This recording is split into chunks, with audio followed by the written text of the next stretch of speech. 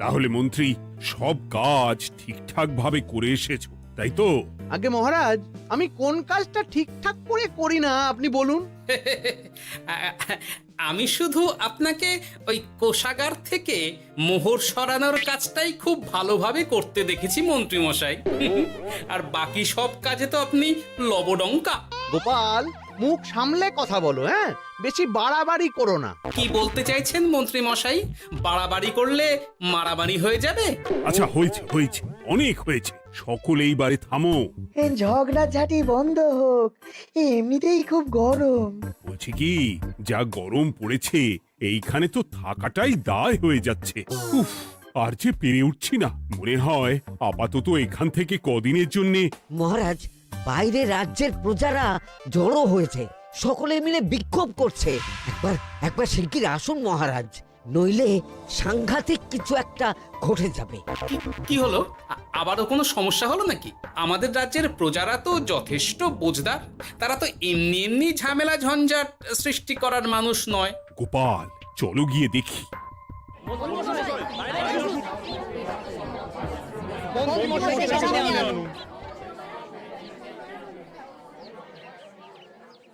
কি ব্যাপার, তোমাদের কি সমস্যা হয়েছে?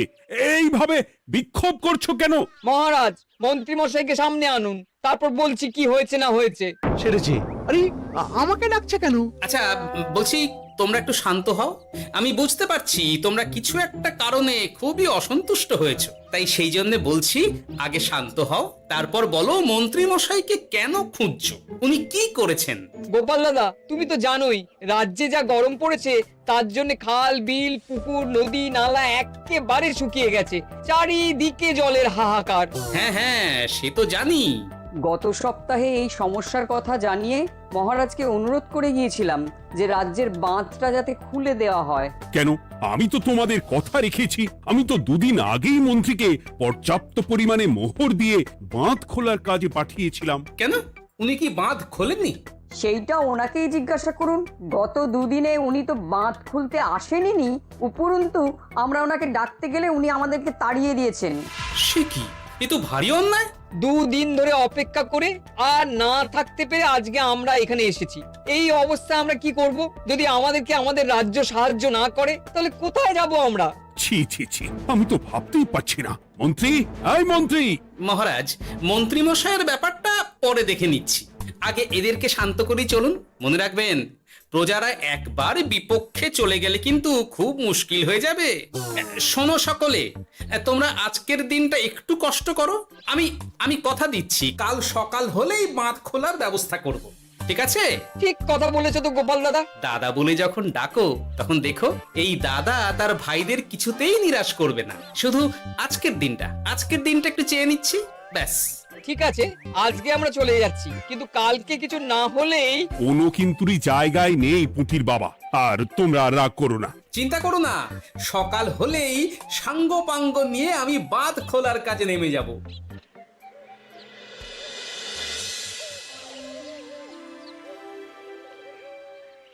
ছি ছি মন্ত্রী, তুমি এইভাবে আমায় মিথ্যে বললে।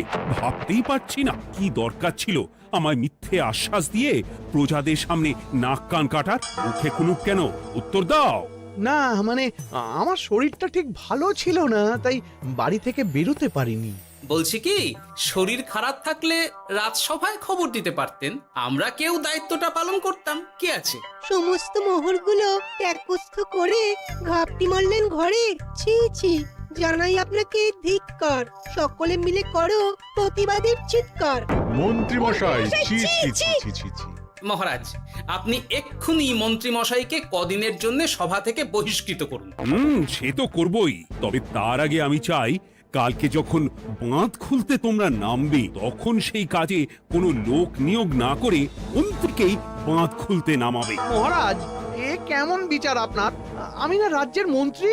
মন্ত্রী না ষড়যন্ত্রী। মন্ত্রী মশাই, তাহলে কালকের জন্য প্রস্তুত থাকুন।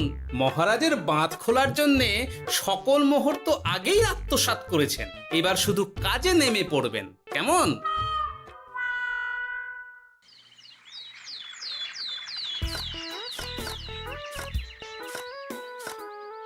ওহ গোপাল, এইবারে ছেড়ে দাও, আর পাচ্ছি না। এত সহজে হাল ছাড়লে হবে বলুন? এই কে আছো? ওই শাবল কোদালগুলো দাও, আমি এদিকটায় খুঁচিয়ে দিই। সভাকবি, বিজ্ঞানী, এসো এসো এসো, হাত লাগাও। সবে মিলে করি কাজ, বাঁধ খোলা হবে আজ। বাঁধ খোলা হবে আজ, মন দিয়ে করো কাজ। একদম, হাত লাগাও, জোর লাগাও। গোপাল দাদা, সভাকবি, বিজ্ঞানী দাদা আর আর বাকি দাদা ভাইরা আসুন আসুন, সকলে একটু শরবত খান। আমাকেও একটু শরবত দাও। মোহরগুলো খেয়েও তৃষ্ণা মেটেনি বুঝি? হুম হুম। বাঁধ এক্ষুনি খুলবে, প্রজাদের সব জ্বালা জুড়বে। বাঁধ খুলে গেছে। আমাকে বাঁচাও, আমাকে বাঁচাও। কোনো সময় ভুল করলে নিজেই সেই ভুল শুধরে আবার ফিরতে হয়। আপনিও তাই করুন মন্ত্রী মশাই, নিজে নিজেই উঠে আসুন। চলো সকলে।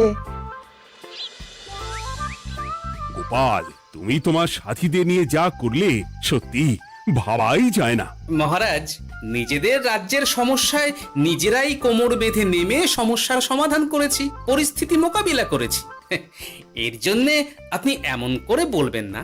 ওহ, তোমরা না থাকলে যে কি হতো। মহারাজ, আমরা আছি তো, এত ভাববেন না আপনি। আপনি বরং আমাদের সকলের জন্য কিছু খাবারের ব্যবস্থা করুন, খুব খিদে পেয়ে গেছে। হ্যাঁ, নিশ্চয়ই নিশ্চয়ই। তোমরা সকলে ভিতরে এসো, হাত পা ধুয়ে নাও, ততক্ষণে আমি রানীকে আহারের ব্যবস্থা করতে বলছি।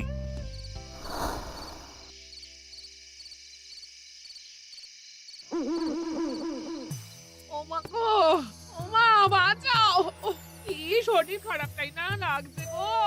একে গিন্নি, বাবারে, কি হয়েছেটা কি? ও, তুমি এইভাবে এখানে শুয়ে কাতরাচ্ছ কেন? বলি তুমি এসেছো? হ্যাঁ, এই তো আমি চলে এসেছি। কি হয়েছে গিন্নি? তোমার কোথায় কষ্ট হচ্ছে? গরমে হাঁসফাঁস করছি গো, পারছি না।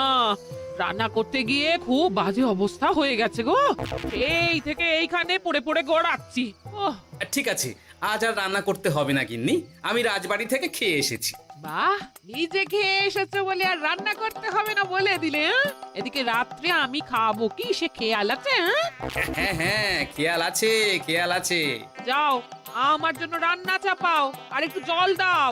দেখো, এত গরম পড়ে কৃষ্ণনগরের অবস্থা শোচনীয় হয়ে গেছে। বয়স্ক লোকেরা কোনো কাজই করতে পারছে না। সত্যি তো, এই গরমে রান্না করাটা খুবই কঠিন গিন্নি। কি বললে? আমি বয়স্ক লোক? আমার বয়স হয়ে গেছে, তাহলে নিজে কি? হ্যাঁ, এই না না গিন্নি, আমি তোমায় কিছু বলিনি। আমি গোটা কৃষ্ণনগরের সাধারণ বয়স্কাদের উদ্দেশ্যেই কথাটা বললাম। তোমার তো বয়স হয়েছে বলে মনেই হয় না গিন্নি। ও তাই বলো?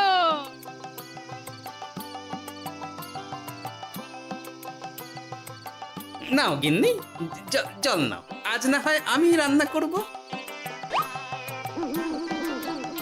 হে ভগবান, মুখের একটু লাগাম দাও। এইভাবে যখন তখন সত্যি কথা বলিও না।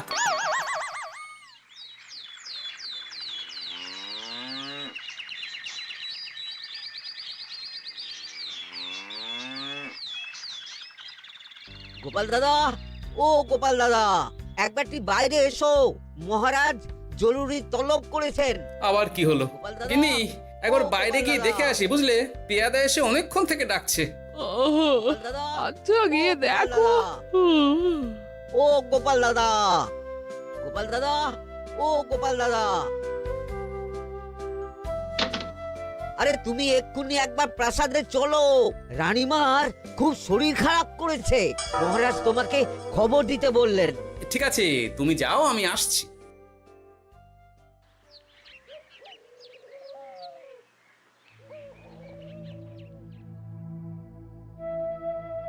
গোপাল, কি হবে বলো তো?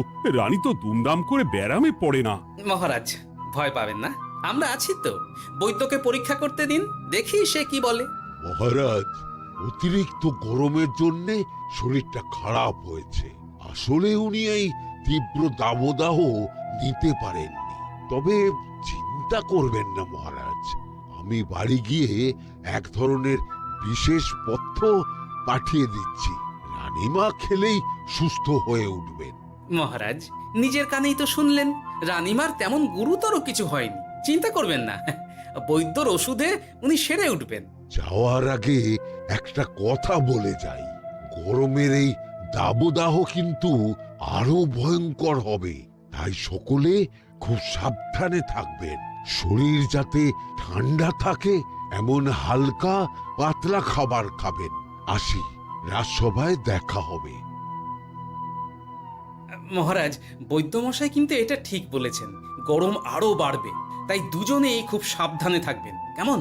গতকাল তো আমার গিন্নিও গরমের চোটে কুপোকাত হয়ে গেছিল, শেষমেশ আমাকে বাড়ি গিয়ে রান্না করতে হলো আর কি। ও বাবা, তাই নাকি? তাহলে তো খুবই চিন্তার ব্যাপার। আচ্ছা মহারাজ, আমি তাহলে এখন আসি, আবার রাজসভায় দেখা হবে। এই গরমে আর এখানে থাকতে পারছি না, বলছি কদিনের জন্য না একটু অন্য কোথাও গেলে হয় না গো? গিন্নি, এই গরমে ঘরেই থাকো, অন্য কোথাও যাওয়ার মোটে নাম করো না। বাইরে বেরোতে গিয়ে যদি কোনোভাবে গরম হাওয়া শরীরে লেগে যায় তাহলে বিপত্তির আর শেষ থাকবে না গিন্নি। কিন্তু এখানেও তো যা গরম পড়েছে, পচে গলে মরে যাই আর কি। উফ গিন্নি, দয়া করে এইসব বাজে কথা বলা বন্ধ করো তো, আমার আয়ু থেকেও তোমার আয়ু দীর্ঘ হোক। বাহ, তুমি এসব কথা কোথা থেকে শিখলে গো? হুম? এই তো তোমার থেকে আর কি। গোপাল, গোপাল, রাজ্যের অবস্থা খুবই বেহাল। এই সবই আমাদের পোড়া কপাল। আরে সভা কবি, কি হয়েছে? তোমাকে দেখে তো মনে হচ্ছে তুমি কিছু... বিজ্ঞানী মহারাজ দুজনেই অজ্ঞান, ঘটি ঘটি জল ঢেলেও ফেরাতে পারেনি তাদের জ্ঞান। কি বলছো কি? তা তুমি এই ব্যাপারটা জানলে কি করে? গিয়েছিলাম একটু আগে বিজ্ঞানীর বাড়ি, গিয়ে দেখি লোকজনের ভিড় সারি সারি। সে কি? শুনলাম মহারাজ তাকে কিছু বলতে এসেছিলেন, তারপরে দুজনে বাইরে বেরিয়ে আসতেই অজ্ঞান হয়ে গেলেন। মহারাজ বিজ্ঞানীর বাড়ি গিয়েছিলেন, তাও আবার রানীমাকে ছেড়ে? রাজবৈদ্য কত করে বললেন এই সময় যখন তখন ঘরের বাইরে বেরোবেন না, কে শোনে কার কথা? আমার মনে হয় মহারাজ তেমন কোনো গুরুত্বপূর্ণ কিছু কথা বলতেই বিজ্ঞানীর বাড়ি গিয়েছিলেন। গরম কমানোর উপায় আলোচনা করতে হয় তো গিয়েছিলেন। আমাদের মহারাজ তো নিজের চোখেই দেখেছেন এই তীব্র গরমের চোটে রাজ্যের কি অবস্থা, কি অবস্থা। ঠিক বলেছো গিন্নি, আমার এই কথাটা তো মাথাতেই আসেনি। ধন্যবাদ গিন্নি, অসংখ্য ধন্যবাদ তোমায়। আমায় পরে ধন্যবাদ জানিও। হ্যাঁ, এখন আর দেরি না করে বৈদ্য মশাইকে সঙ্গে নিয়ে বিজ্ঞানী মশাইয়ের বাড়ি যাও। হ্যাঁ,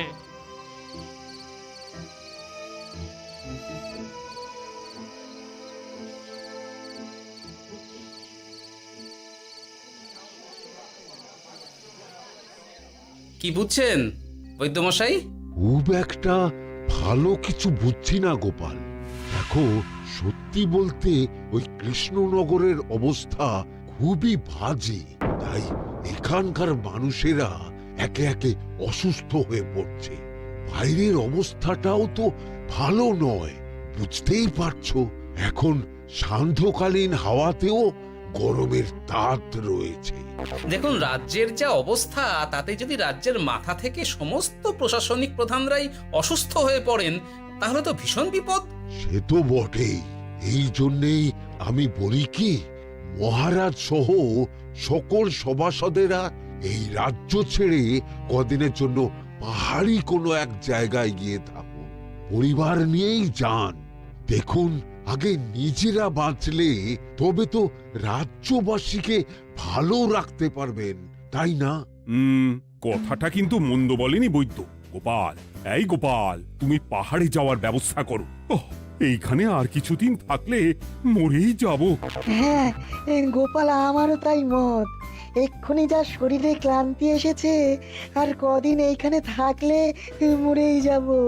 মহারাজের অনুরোধে গরম কমানোর কোনো ব্যবস্থাও তো করতে পারলাম না, বাইরে বেরোনো মাত্রই দুজনে মূর্ছা গেলাম।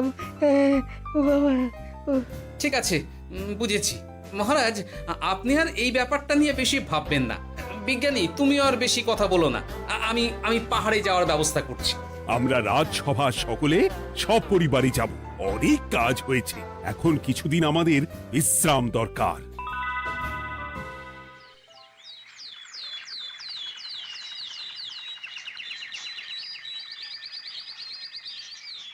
এ কি গোপাল, মন্ত্রীকেও তুমি আমাদের সঙ্গে নিয়ে যাচ্ছ? আহ, তুমি কি সব ভুলে গেছো? মহারাজ, আপনি খামোখা উত্তেজিত হবেন না। আপনার শরীরটা কিন্তু ভালো নেই। আর মহারাজ, আপনার রাজ্যে বাস করে আপনার থেকেই শিখেছি বিপদের দিনে পরম শত্রুকেও দূরে ঠেলতে নেই। গোপাল এটা ঠিক কথাই বলেছে। যতই হোক, উনি তো আমাদের মন্ত্রী, তাই এই বিপদের দিনে ওনাকে ফেলে যায় কি করে বলুন তো? সত্যি গোপাল, তোমার তুলনা নেই। ঠং, সবই নাম কেনার চেষ্টা। গোপাল, চলো এইবারে রওনা দিই। বলছি, খাবার দাবার আর জলের কলসিগুলো উঠেছো তো? হ্যাঁ, খাবারের পাত্রগুলো আপনার জিম্মায় থাকবে, আর জলের কলসিগুলো আমি সামলাবো।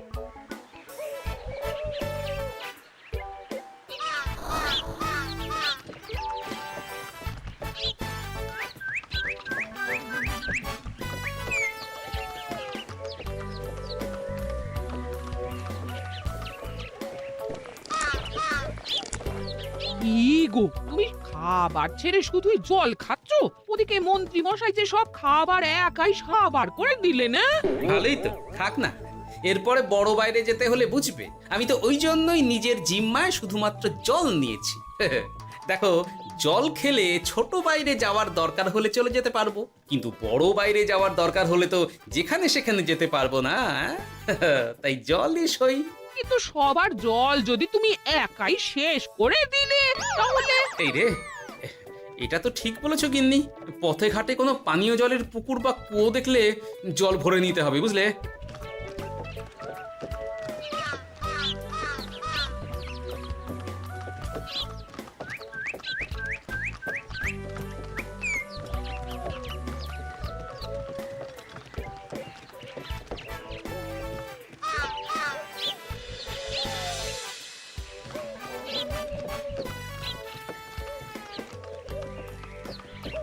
সকলে আসুন, দেখুন দেখুন, মহারাজ আমার মূর্ছা গিয়েছেন। আসুন। সে কি, কৃষ্ণনগর পেরিয়ে এসেছি, এখন এই অচেনা অজানা জায়গায় এসে মূর্ছা গেলেন?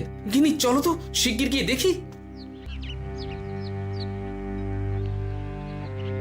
কেউ ঘাবড়াবেন না, মহারাজের শরীরটা আসলে খুব দুর্বল ছিল তো, তাই মূর্ছা গিয়েছেন।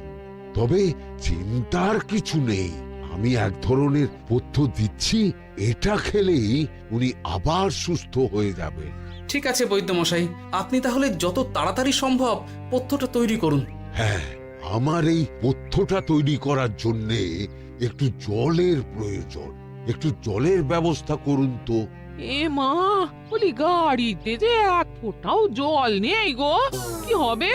এই গোপাল, তুমি একাই সব জল খেয়ে বসে আছো? হ্যাঁ গোপাল, এখন এসব বাদ দাও, চলো একটু জলের ব্যবস্থা করি। হ্যাঁ, খানাখন্দ, খাল, বিল, নদী, সমুদ্র, যেখান থেকে পারো জল নিয়ে এসো। জল ছাড়া এই পথ্য বানানো অসম্ভব। গোপাল, এ কি করা যায় বলো? দাঁড়াও, আমি একটু ছোট বাইরে থেকে ঘুরে আসছি। হ্যাঁ, খুব জোরে বেগ আসছে, ত্যাগ না করতে পারলে বুদ্ধি খুলবে না।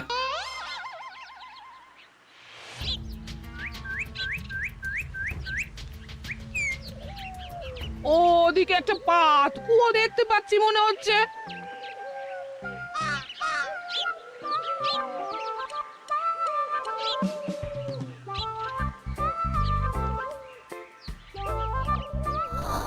জল কোথা থেকে পাবো? তবে কি জলের অভাবে আজকে মহারাজ সুস্থ হতে পারবেন না? রানীমা, ব্যাকুল হবেন না, আমি আছি তো। আমি থাকতে কিচ্ছু অঘটন ঘটবে না। সকলে শুনুন, বিশেষত মহিলাদের বলছি, আপনারা সকলে নিজেদের কাছে যত শাড়ি আছে সেই প্রত্যেকটা শাড়ি আমাকে দিন। আমি শাড়ি জুড়ে জুড়ে লম্বা রশ্মি বানাবো, তারপর সেই রশ্মিতে বালতি ঝুলিয়ে জল তুলব। দয়া করে কেউ দেরি করবেন না।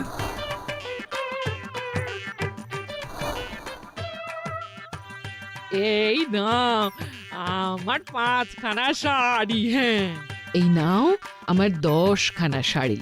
আমি বাবা আমার লতা পাতা মিনি করা শাড়িগুলো দেব না। যা পারো করো, আমি বড় বাইরেতে যাচ্ছি। ওমা, বিপদের দিনে শাড়ি দেবে না? গায়ের জোরে নিয়ে আসবো। হ্যাঁ,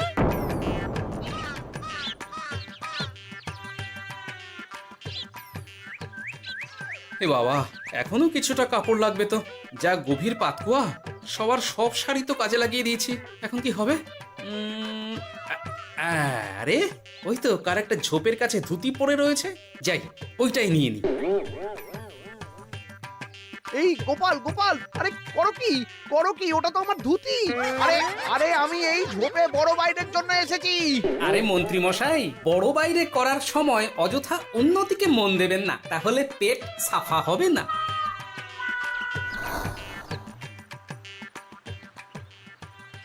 গোপাল, তুমি ছিলে বলে এই যাত্রাতে রক্ষা পেলাম। ভগবান তোমাদের অনেক অনেক মঙ্গল করুক।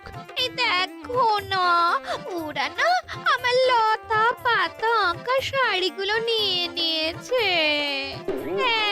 এই, দূর তোমার শাড়ির লতা পাতা, আমি নিজেই জড়িয়েছি বড় বড় ঘাস পাতা।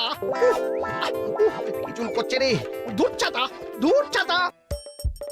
হাসির রাজা, জ্ঞানের রাজা, রসিক রাজা।